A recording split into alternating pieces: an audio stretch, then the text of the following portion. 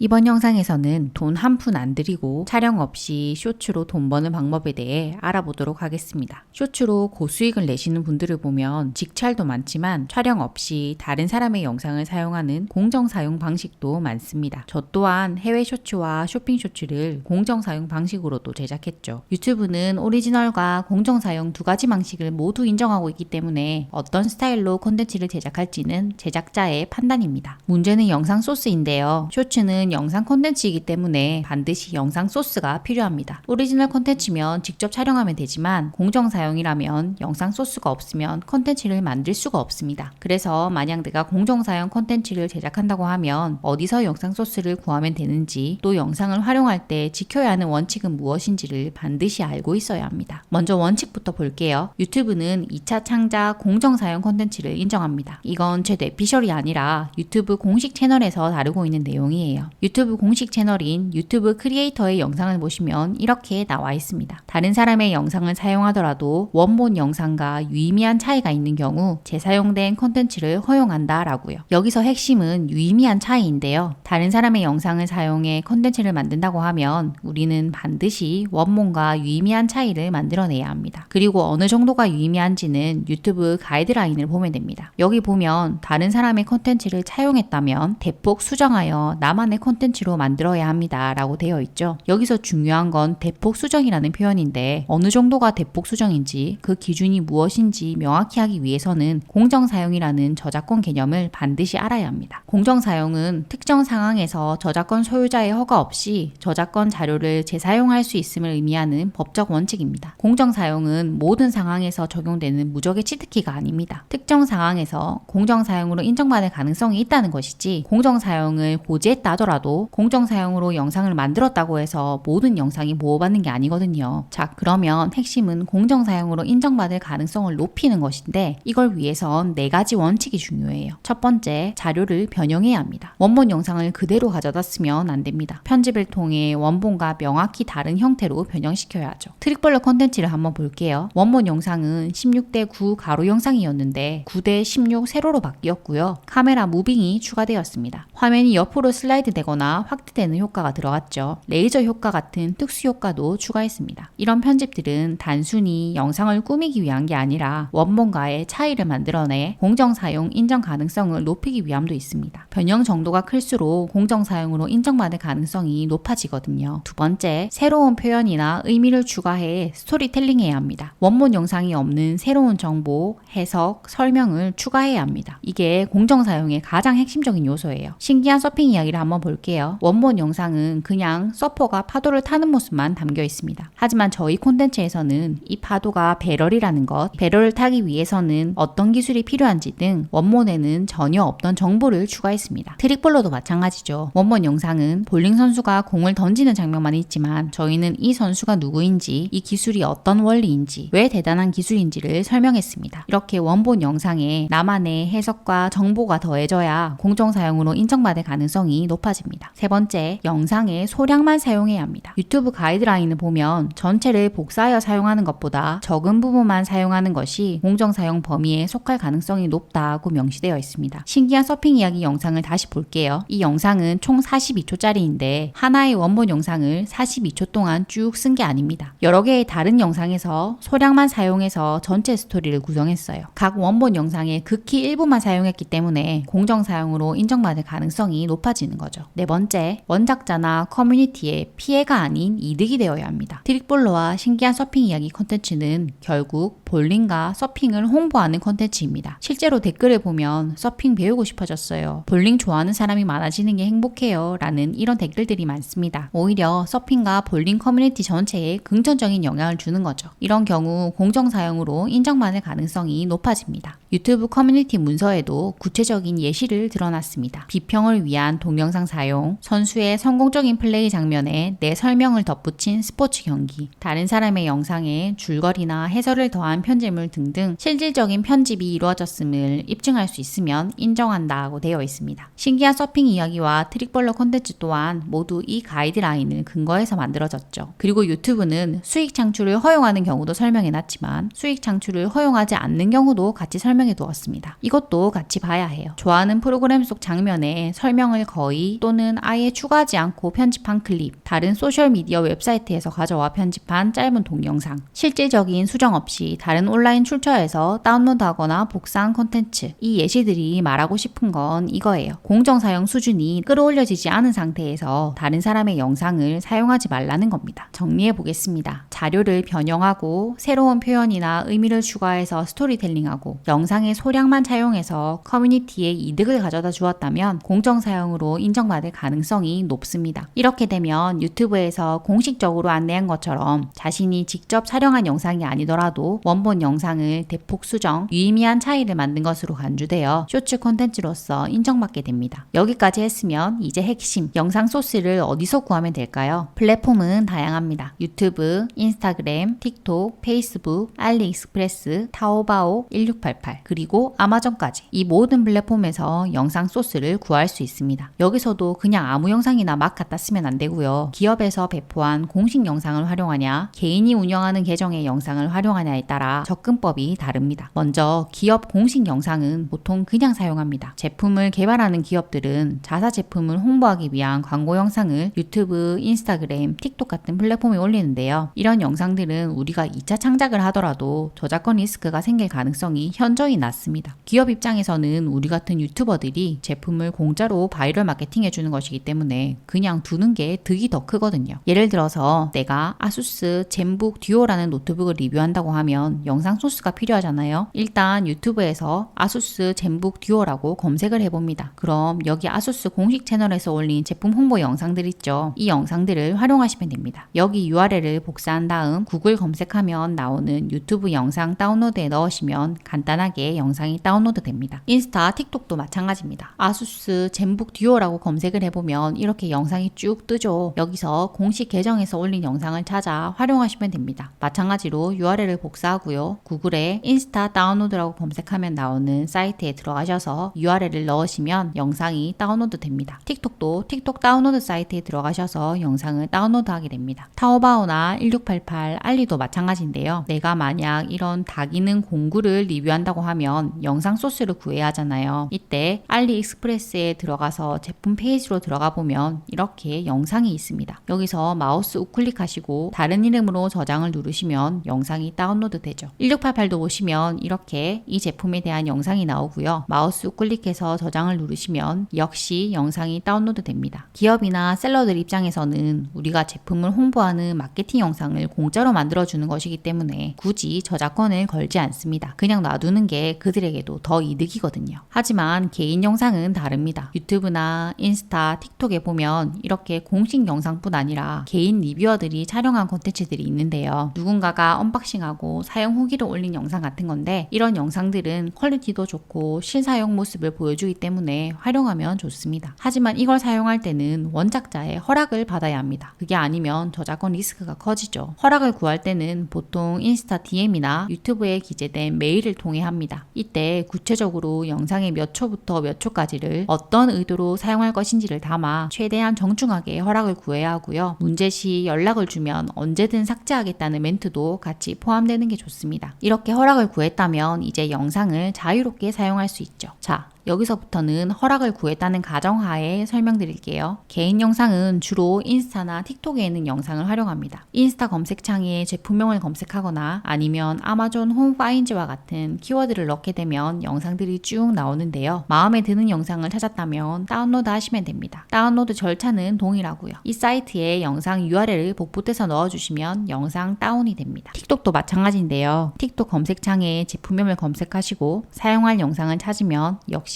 URL을 복사해서 틱톡 다운로드 사이트에 다운받으시면 됩니다. 근데 틱톡은 PC로 보다 보면 가끔 이렇게 틱톡 앱에서 틱톡샵 동영상을 시청하세요 라는 알람이 뜨면서 동영상이 안 나오는 경우가 있는데요. 이럴 때는 핸드폰으로 영상을 보시고 핸드폰으로 틱톡 다운로드 사이트에 들어가 영상을 다운받아 사용하시면 됩니다. 그리고 이렇게 다른 사람의 영상을 활용하는 콘텐츠는 지켜야 할 4가지 원칙이 있었죠. 허락을 구했으니 이 부분은 해결이 된 거고요. 나머지 원칙도 반드시 지켜서 영상을 영상을 제작하셔야 합니다. 때문에 영상 한두 개로는 부족하고 다양한 영상을 준비하셔야 합니다. 여기서 모든 영상을 허락받는 게 현실적으로 어려우니 중간중간 짤이나 이미지를 활용해서 그 양을 줄이시는 게 좋습니다. 그리고 컷 편집을 통해 영상의 소량만 사용하시고 편집 효과를 통해 영상을 변형, 원본에는 없는 새로운 스토리텔링을 통해 영상을 제작하시면 됩니다. 이렇게 공정사용 원칙을 철저히 지키면서 영상을 제작해야 합니다. 허락을 받았다고 해서 공정사용 원칙을 무시하면 안 됩니다. 지금까지 공정사용 콘텐츠에 필요한 원칙과 영상 소스 구하는 방법에 대해 알아보았습니다. 공정사용 방식도 제품 선정을 잘하고 대본 잘 작성하면 큰 수익을 낼 수 있습니다. 실제로 부업부부 카페에서 수익을 인증하고 계신 많은 분들이 이 방식으로 하고 계시죠. 하지만 공정사용 방식은 저작권에서 완전히 자유로워질 수는 없기 때문에 항상 마음을 졸이게 됩니다. 좀 귀찮아도 그냥 촬영하는 게 속 편할 때가 많습니다. 그러니 처음에는 공정사용 방식으로 시작하시면서 수익을 내는 데 집중을 하더라도 거기에 사용된 영상 장면을 직접 촬영해보는 연습을 하는 게 좋습니다. 결국 장기적으로 롱런하려면 리스크 관리는 필수니까요. 이 부분 꼭 염두에 두시고요. 2026년에는 우리 모두 좋은 성과를 만들길 바라겠습니다. 좀 더 심도 있는 내용은 유튜브 라이브를 통해서 알려드리니 댓글을 참고해주세요.